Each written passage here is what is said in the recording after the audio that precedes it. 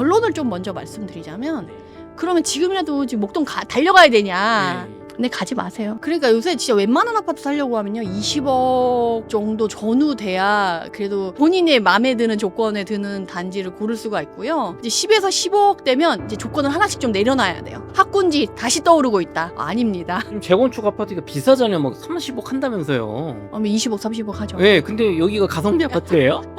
그래서 말씀드려요. 이 강의급이다. 이걸 제가 요번 유튜브에서 살린 거죠. 최근에 내 집 마련 정말 현명하게 하시는 분들의 똑같이 공통적으로 나타나는 행동 한 가지가 있어요. 완전 꿀팁이에요, 이거.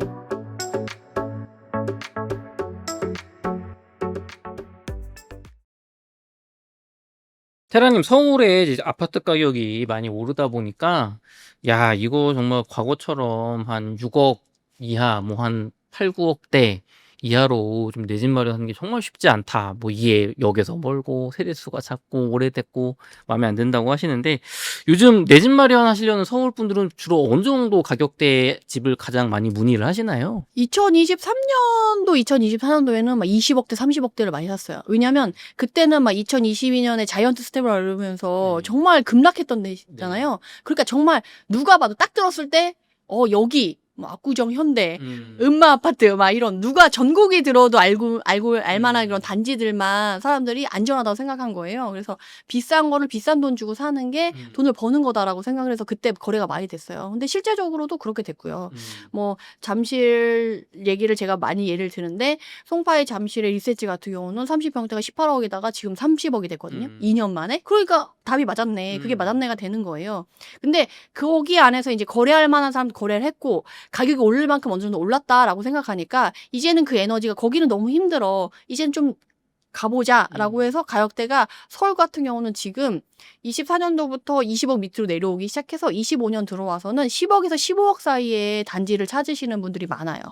그래서 한 7, 8억 정도 갖고 계시면서 대출 받아가지고 한 10억에서 15억에서 가성비 있는 단지, 그리고 이전에 비해 20억, 30억이 많이 올랐으니까 이제는 그 가격대에 있는 단지들이 이제 상승할 가능성이 높으니까 그런 아파트들 찾으시는 분들이 좀 많으시더라고요. 그러니까 요새 진짜 웬만한 아파트 사려고 하면요 20억 정도 전후 돼야 그래도 대단지고 뭐 역세권이고 학군 있고 본인의 마음에 드는 조건에 드는 단지를 고를 수가 있고요. 네. 이제 10에서 15억 되면 이제 조건을 하나씩 좀 내려놔야 돼요. 여기서 조금 멀거나 아니면 학군이 조금 떨어진다거나 아니면 대단지가 아니라거나 뭐 이런 식으로 좀 마음을 좀 내려놔야죠. 그러면은 지금 이런 상황에서 그래도 좀 가성비 있다, 지금 괜찮다, 서울 내에서 이런 아파트 좀 그런데 좀 소개 좀 해주실 수 있을까요? 제가 그래가지고 또 여기 웅달제빵에서 그런 걸 좀 듣고 싶다라고 얘기해가지고 네. 제가 공부를 많이 해왔어요. 옛날 같으면 거의 30만 원짜리 강의에 풀 정보를 제가 야, 유료 지금 강의급. 준비를 해왔는데, 이걸 솔직히 제가 이렇게 강의에서 풀 거를 이렇게 무료로 유튜브에서 푸는데 이걸 들으시는 분들은 너무 손쉽게 들으시는 거예요. 그래서 이 가치를 모르고 그냥 흘려버리실 수가 있는데, 조금 주의 깊게 본인이 고민하고 있었다라고 하면 정말 좀 심각하게 들어보시고 바로 임장도 가보시고 하기를 추천을 드릴게요. 왜냐면 이게 정말 가치 있는 정보거든요. 그렇게 했을 때 왜 제가 여기를 추천하냐라고 하면, 지금 2025년 4월 1일 기점으로 잡은 게 2월 3월에 토지거래허가구역 해제 재지정되면서 시장이 한번 또 확 흐트러뜨려졌거든요. 근데 그럼 그 이후에 좋아질 지역들을 보려고 하면 4월 이후의 지역을 봐야 돼요. 그래서 4월 1일부터 최근까지의 기간의 데이터를 가져온 건데, 서울이 다 빨갛죠. 네. 금천구랑 도봉구만 파래요. 양극화에 정말 극단에 있죠. 그렇게 했을 때 그래도 지금 상승세 좋은 단지들 순으로 나열을 했을 때 1위가 역시 강남구예요. 거래되면 신고가 찍는 강남구, 송파구. 그 다음이 이제 양천구예요. 네. 토지거래허가구역 해제 재지정되면서 흔들렸던 지역 두 개가 상위권 1, 2위를 차지하고 있고, 그냥 토지거래허가구역이 한 번도 해제되지 않으면서 쭉 갔었던 양천구가 들어왔어요. 양천구는 소리 없이 강한 지역. 네. 속도는 빠르지 않지만 강한 지역으로 여러분들이 알고 계시면 좋을 것 같아요. 근데 최근에 양천구가 좀 많이 들썩들썩하고 뉴스에 많이 등장했어요. 네. 그러면서 뉴스에서 제목을 좀 잘못 뽑으시는 경우가 있거든요. 네. 학군지 다시 떠오르고 있다. 사람들이 학군의 진심이다. 맹모 삼촌 다시 시작된다. 막 이런 식으로 얘기하거든요. 아닙니다. 아니에요? 아니에요. 목동하면 학군으로 유명하잖아요. 네, 옛날에 비해 그러니까 학군이 많이 가치가 좀 떨어졌어요. 왜냐면 이전에 30년, 10년 전에 비해서는 학군 지역이라고 하면 사실은 봄이사철, 가을사철에 거래가 많이 일어나지 않고 오히려 여름방학, 겨울방학에 거래가 많이 되는 지역을 학군 지역이라고 하는 거거든요. 네. 왜냐면 아이들이 전학을 많이 안 가고 이제 전학을 가게 되더라도 학업에 영향을 안 미치게끔 방학에 움직이거든요. 그래서 이제 학군 파워가 얼마나 세냐에 따라 거래량이 그쪽에 몰려 있냐. 그리고 그 시기에 가격이 얼마나 올라가냐에 따라 이제 가게 되는데 최근에 학군지의 분위기를 보면 겨울방학인데도 움직이질 않아요. 아, 그래요? 거래량이 많이 안 나와요. 그리고 전세가도 생각보다 쉽지 않고, 그러니까 많이 올라가거나 그러니까 파워를 드러내지 않는데 최근에 양천구가 움직인 건 학군 때문에 움직인 건 아니에요. 재건축 때문에 움직인 거예요. 재건축 때문에. 네네, 재건축 때문에. 왜냐면 요번에 이제 목동 신시가지 시리즈 1단지부터 14단지들이 이제 재건축을 으쌰으쌰 시작하면서 어쨌든 이번에 정부가 들어서면서 대선이 시작되면서 재건축 재개발 활성화는 같은 기조로 가져가는 거고 이건 바뀌지 않을 기조이기 때문에 이거 가도 된다. 그리고 양천구의 목동의 이런 신시가지 재건축이 그래도 거래되면 신고가를 찍는 이유 중에 하나가 사실은 민주당에서 이번 대통령이 나오고 재건축 네. 재개발을 활성화한다고 했잖아요. 근데 그거에 대한 가장 큰 걸림돌이 재건축 초과이익 환수제거든요. 네. 그걸 폐지하지 않겠다. 그럼 당장 사업 시행 인가를 받거나 관리 처분 인가를 받아가지고 당장 네. 이제 준공을 앞두고 있는 단지들 경우는 재건축 초과이익 환수제라는 세금이 너무 무겁게 느껴지는 거예요. 네. 이걸 가야 되나 말아야 되냐, 좀 기다려야 되냐, 약간 그리고 조합원들의 갈등 막 이런 것들이 되면서 조금 주춤주춤한 부분이 있거든요. 근데 목동은 그런 거 신경 안 써도 되거든요. 이제 뭐 안전진단하고 추진위원회하고 조합 설립도 안 됐어. 그 재건축 초과이익 환수제 얘기는 10년, 20년 이후의 일이에요. 아, 그게 너무 먼 얘기인 아, 거지. 지금은 이제 막 조합 만들고 막 초기니까 네. 이거 단계 초기에 될 때마다 오르는 그 상승분을 관심이 가질 때지 이거 나중에 다 되고 나서 돈 내는 거는 나중 얘기다. 네, 너무 먼 얘기죠. 이건 우리랑 상관없는 거예요. 그러니까 더 신고가를 찍어줄 수 있는 거예요. 왜냐면 당장 눈앞에 있는 애들은 주춤주춤 하거든요. 네. 또 지난번에 제가 지난 시간에 광명 얘기 들었을 네. 때 거기 자이더 헤리티지 같은 경우는 지금 당장 매매하면 재건축 초과이익 환수제에 해당하는 세금을 내야 돼. 네. 이러면 이제 거래 자체도 주춤주춤 하게 되는 건데 목동은 뭐 빨리 돼도 10년인데 뭐 그 사이에 뭐 거래하고 뭐 출렁임도 있고 뭐 할 텐데 거기까지 신경 쓸 필요 없다. 그러니까 지금 더 잘 가는 거예요. 그리고 재건축 이런 부분에 활성화돼서 게다가 목동은 신시가지 1단지부터 14단지까지 하면 거기만 해도 거의 미니 신도시급도 아니고 완전 신도시급이 생기는 거거든요. 맞아요. 택지를 지정해서 이제 새로 개발하기에는 서울 택지가 없어요. 네. 근데 목동은 1단지부터 14단지까지만 재건축을 끝내도 거의 택지지구를 지정해서 신도시를 개발하는 급의 규모로 새로운 도시가 탄생하는 거게 되는 거거든요. 그러니까 역대급이 되는 거죠. 이제 서울에서 얼마 남지 않은 이제 신도시가 개발된다라는 느낌으로 가는 거죠. 네. 게다가 이미 학군도 마련되어 있어. 맞아. 신도시는 개발이 되면 학군이 거의 기본부터 시작해서 만들어지는데 10년, 15년 걸리거든요. 근데 목동은 이미 갖고 있어. 그리고 인프라도 되어 있어. 그러니까 이제 신시가지 아파트만 새 걸로 들어서면 이제 막강 파워가 되는 거죠. 그래서 이제 목동 양초구가 이제 잘 가고 있다. 상승세가 3위예요. 1.85%. 아니 근데 이렇게 많이 오르고 지금 재건축 아파트가 비싸잖아요. 막 30억 한다면서요. 20억, 30억 하죠. 네, 근데 여기가 가성비 아파트예요? 그래서 말씀드려요. 이 강의급이다. 아. 여기서 틈새를 찾아내는 게 노하우? 강사들의 이런 그 쪽집게 강사 같은 그런 네. 느낌을 살려주는 건데 이걸 제가 요번 유튜브에서 살린 거죠. 이제 서울에서 5월 1일 이후로 지금 계속 나타나는 것 중에 하나가 이제 전세가 상승이거든요. 네. 그렇게 봤을 때 지금 강동구, 송파구, 광진구 있는데 양천구는 지금 없잖아요. 네. 그래서 제가 목동이 만약에 학군 파워였으면 전세가가 더 올랐어야 되는데 그렇진 않다라는 걸 좀 한 번 더 말씀드리고 지금 토지거래허가 구역이 계속 진행이 되는데 목동 보시면 아시겠지만 다 1단지부터 14단지까지 쭉 다 그냥 토지거래 허가구역에 묶여 있다. 네. 라고 보시면 되고 용적률이 이렇게 좀 나와 있어요. 가구수나 이것만 해도 몇만 가구예요. 지금 뭐 3만 5만 막 이렇게 얘기가 나오니까 이렇게 보시면 되고 그렇게 봤을 때 지금 리모델링도 같이 가고 있거든요. 그리고 제가 목동 신시가지 재건축 단지들에서 말씀드릴 수 있는 것 중에 하나가 이번에 서울 도시공간 포털이라는 데서 목동 5단지에 대한 추정 분담금을 비교해 놓은 게 있어요.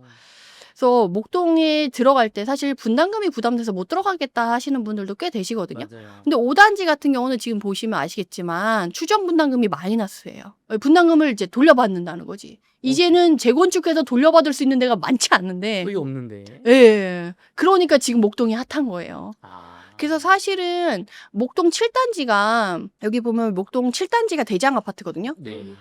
여기 목동 재건축의 대장 아파트가 7단지인데 여기 역도 끼고 있고 학군도 좋고 여러모로 여기가 강세예요. 네. 근데 최근에 거래가 많이 되고 가격이 많이 오르고 그런 데가 5단지예요. 어.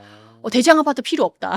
분담금이 부담된다. 아. 그래서 지금 5단지로 많이 쏠려가고 있고 5단지뿐만 아니라 6단지도 지금 사람들이 너도 나도 몰려서 가고 있어요. 그 중에 하나가 속도가 제일 빨라요, 지금. 속도가 제일 빠른데 조합 설립이 이제 대나만의 이런 분위기예요. 아시겠죠? 이 완전 초기다. 네, 여긴 다 초기다. 그래서 지금 특히나 이렇게 재건축을 진행하려고 하면 시에서 인허가를 빨리빨리 내줘야 되거든요. 네. 양천구청은 진심이에요. 이 양천구청 주요 업무 계획에 대한 이거를 정리해 놓은 시에서 올려놓은 자료거든요. 얘네들의 이 양천구청의 주요 업무는 재건축을 얼마나 빨리 해주냐야. 그래서 항상 첫 번째 나오는 게 재건축 활성화. 그렇게 해서 다른 지역들은 이런 업무 계획에 재건축 리스트를 넣어놓지 않거든요. 여기는 재건축 리스트를 넣어놔요. 그리고 이 얼마나 추진되고 있는지도 이렇게 넣어놔거든요. 그래서 지금 목동에 지금 6단지가 조합 설립 인가까지 됐다라고 요번에 나와 있고 나머지는 다 정비 계획이랑 지정 고시 수준이에요. 네. 그러니까 완전 다 초기인 거죠. 네. 그래서 이것뿐만 아니라 리모델링, 모아타운 뭐 이런 거 해서 엄청 시에서도 여기는 재건축되면 가치가 달라질 거라는 걸 알고 있어요. 그래서 이 양천구청이 한 번 또 이름이 달라지고 가치가 달라지면 구청장도 어때요?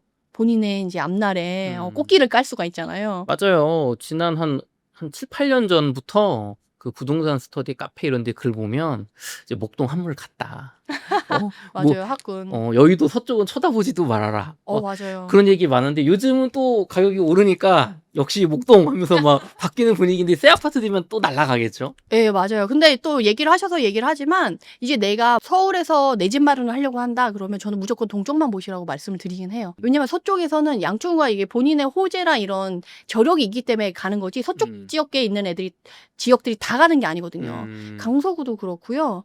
뭐 그 옆에 있는 뭐 김포 뭐 주변에 있는 하물며 마곡도 맞아요. 상승률이 동쪽과 비교하면 좀 속상하거든요. 그래서 양천구는 지금 서쪽이 에너지가 퍼져서 서쪽까지 이제 간다라는 느낌으로 양천구가 가는 게 아니라 얘는 얘 혼자 따로 가는 거예요. 게다가 양천구를 살까 하면 또 고민하게 되는 게 송파거든요. 송파의 엘리트 가격이랑 지금 신시가지 목동 1단지부터 14단지 가격이랑 크게 차이가 안 나요. 그러니까 목동 살까 하면 송파를 고민하게 되고 거주를 해야 된다. 애들 학군을 생각한다 그러면 양천을 선택하는 거고 그런 거 아니야. 그러면 이제 송파로 가는 거죠. 그래서 그런 톤을 여러분들이 알고 선택을 하는 게 좋아요.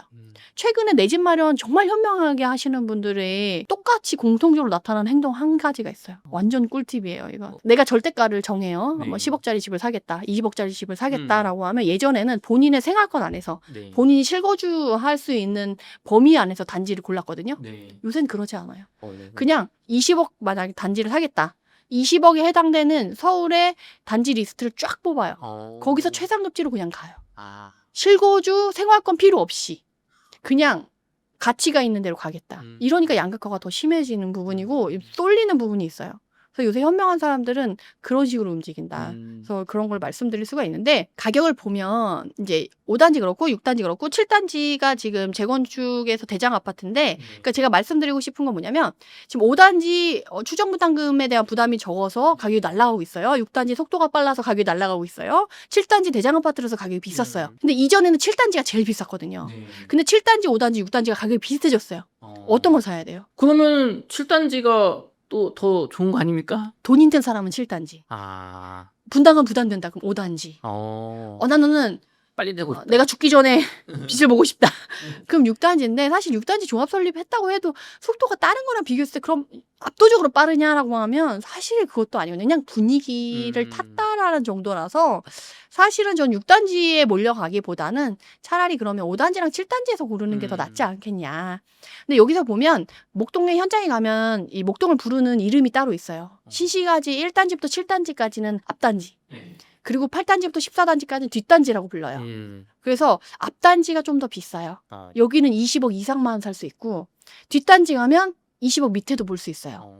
그래서 내가 가진 금액에 따라서 주력적으로 볼 단지를 보시는 게 좋을 것 같아요. 그리고 여기 단지 중에 특히 뒷단지 같은 경우는 저층 아파트, 고층 아파트가 섞여 있어요. 지분율이 다르거든요. 네. 그러면 5단지의 추정 분담금이 마이너스 나온 걸 여기서도 어떻게 보면 좀 찾기는 어렵지만 저층 같은 경우는 지분율이 높거든요. 그러면 지분율이 높을수록 분담금이 적어질 수 있으니까 여기서 좀 알짜를 찾아볼 수가 있겠죠. 근데 문제는 매물이 많지 않다는 매물이 거. 없다. 매물이 많지 않다는 거. 그리고 지금 솔직히 제가 가성비에 있는 단지를 추천하는 건 여기 있는 신시가지 아파트가 아니에요. 여기가 아니에요? 네네. 여기가 아니고 네. 또 결론을 좀 먼저 말씀드리자면 네. 그러면 지금이라도 지금 목동 달려가야 되냐 네. 생각하시잖아요. 제가 이렇게 얘기하면 또 목동 비싼데 가야 돼? 지금 갈까? 라고 생각하시는 분들 많으실 거예요. 네. 근데 가지 마세요. 가지 마요. 얘기해놓고 가지 말래. 뭐야 이거. 막 이런 이렇게 장점들이 막 있다고 얘기했는데. 네네. 길게 보시라는 거예요. 지금 분위기가 탔잖아요. 네. 여기에 올라타는 건 저는 사실 내가 최고가를 찍어주는 건 솔직히 저는 자존심 상한다고 생각해서 안 가는데 이거 자존심 문제가 아니지. 들어갈 수 있을 때 들어가라라고 얘기하기도 해요. 근데 올 초에 비해 지금 이 목동 신시가지 같은 경우는 지금 3억에서 5억이 올랐어요. 와, 많이 지금 올랐어. 3개월에서 5개월 사이에 지금 3억에서 5억이 올랐거든요. 실거래가는 3억 오른 게 찍혀져 있고요. 실제 매물로 가보면 거의 5억이 올라 있는 호가가 나와 있어요. 근데 그 5억 올라 있는 호가의 매물도 쉽게 주려고 하지 않아요. 그러니까 결국 내가 살 때는 5억 높은 가격에 사야 된다라는 거죠. 근데 저는 지금 사지 말라고 해요. 왜냐면 1기 신도시 윤석열 대통령 당선되기 전에 1기 신도시 마스터 플랜 뭐 이렇게 해가지고 1기 신도시를 개발하겠다. 특별법 제정하겠다고 해서 1기 신도시 완전 날라갔거든요. 맞아요. 근데 당선되고 나서 마스터 플랜이 3년 걸려 하니까 푸식 하면서 가격이 흔들리고 쫙 빠졌어요. 목동도 과연 그런 게 한 번도 없을까요? 저는 있을 거라고 생각해요. 이후에 재건축 재개발 활성화하겠다라고 했지만 어쨌든 얘기한 것처럼 민주당에서 공공성을 강화할 거고 주민의 갈등이 일으킬 거고 그럼 중간에 흔들릴 거고 시간이 딜레이 되면서 또 이 실망 매물 나오면서 가격이 흔들릴 거거든요. 근데 굳이 내가 그 긴 시간 동안에 이제 세금을 또 내야 되고 대출도 일으켜서 사야 될 텐데 그 필요 경비 다 들어가면서 빨리 살 필요가 있냐. 가격적인 메리트가 없는 상황에서 전 그렇지 않다는 거예요. 근데 제가 여기 와서 얘기하는 건 지금부터 모니터링을 시작해서 그 흔들림이 있을 때 들어갈 걸 준비해야지 막 이슈화 됐을 때 보면 이미 끝났다는 거예요. 끝났다. 지금은 끝난 거예요. 상태예요. 이미 끝난 상황인 거지. 올 초에 샀어야지. 그 전에 샀었어야지. 그러니까 이걸 미리 준비하려면 대기하고 보고 있어야 되니까 지금 보자는 거예요.